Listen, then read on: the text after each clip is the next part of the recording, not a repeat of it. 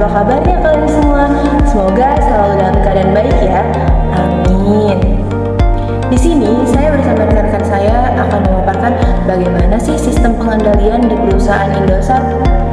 Pembuatan video ini merupakan salah satu tugas di Jakarta Global University semester 1 di mata kuliah pengantar manajemen dengan dosen pengampu yaitu Ibu Yuni Pamreni. Oh iya, pepatah pernah berkata, tak kenal sama kata sayang, tak sayang sama kata cinta.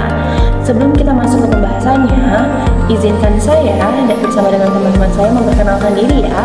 Saya Syarif Fitriasi dan nanti bersama teman-teman saya ada Iqmal, Utami, dan Ica. Oh iya, di sini udah ada yang tahu belum sih sistem pengendalian perusahaan Indosat? Nah, kalau belum tahu, yuk simak videonya. PT Indosat merupakan perusahaan telekomunikasi terbesar di Indonesia. Berikut adalah sejarah dari PT Indosat Ooredoo. Dimulai pada tahun 1967, PT Indonesia Satelit atau Indosat didirikan sebagai perusahaan penanaman modal asing yang menyediakan layanan telekomunikasi internasional. Kemudian tahun 1980, pemerintah Indonesia membeli 100% saham dari PT Indosat yang dimana tahun tersebut Indosat resmi menjadi perusahaan BUMN. Tahun 1994, PT Indosat terdaftar dalam Bursa Efek Indonesia atau IDX. Di tahun 2001, PT Indosat mulai memasuki pasar seluler di Indonesia dan mendirikan produk IM3. Tahun 2008, Ooredoo, perusahaan publik milik Qatar, mengakuisisi kepemilikan STT di Indosat. Dan pada tahun 2022, PT Indosat Ooredoo resmi bergabung dengan perusahaan Logisantri. Tata kelola perusahaan yang baik merujuk pada sistem, prinsip, dan proses yang mengatur dan mengelola perusahaan dengan tujuan untuk menciptakan nilai jangka panjang bagi pemegang saham, serta menjaga kepercayaan semua pemangku kepentingan. Tata kelola perusahaan yang baik di PT Indosat berfokus pada beberapa prinsip utama. Yang pertama, transparansi, yaitu prinsip ini mengharuskan perusahaan untuk memberikan informasi yang jelas dan terbuka kepada pemangku kepentingan, termasuk mengenai kondisi keuangan dan kebijakan perusahaan. Yang kedua, akuntabilitas menuntut setiap pihak yang terlibat dalam perusahaan untuk bertanggung jawab atas keputusan dan tindakan mereka, memastikan ada evaluasi kinerja yang jelas. Yang ketiga, responsibility, perusahaan harus bertindak dengan penuh tanggung jawab terhadap pemangku kepentingan dan masyarakat, termasuk dalam aspek sosial dan lingkungan. Yang keempat, kemandirian, yaitu mengharuskan perusahaan memiliki pengelolaan yang independen, tidak terpengaruh oleh tekanan luar yang dapat mengarah pada keputusan yang tidak objektif. Yang kelima, keadilan, yaitu semua pemangku kepentingan harus diperlakukan secara adil tanpa diskriminasi, memastikan hak-hak mereka dilindungi. Teknologi dan sistem informasi.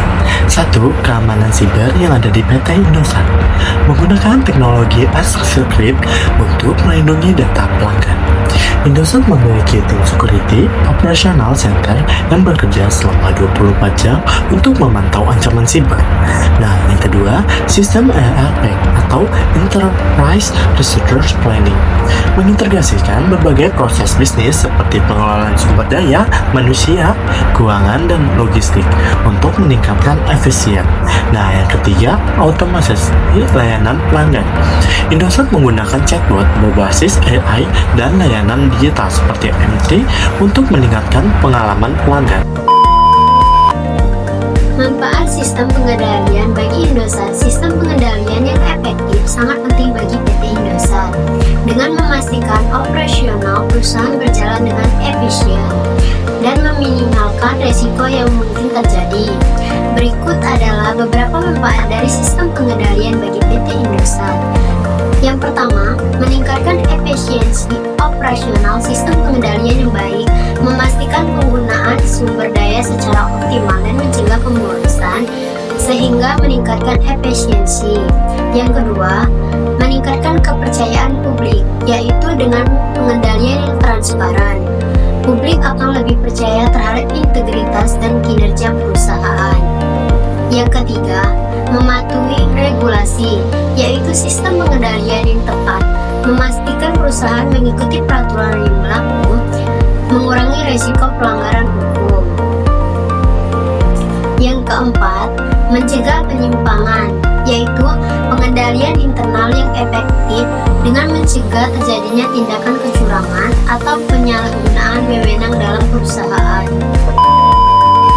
Nah, kesimpulan dari pembahasan video ini yaitu sistem pengendalian yang diterapkan oleh Indosat tidak hanya membantu perusahaan menjaga integritas dan efisiensi operasional, tetapi juga meningkatkan daya saingnya di industri telekomunikasi. Dengan menggabungkan teknologi modern, manajemen risiko, dan prinsip-prinsip GCG, Indosat menjadi salah satu perusahaan yang terpercaya dan inovatif di Indonesia.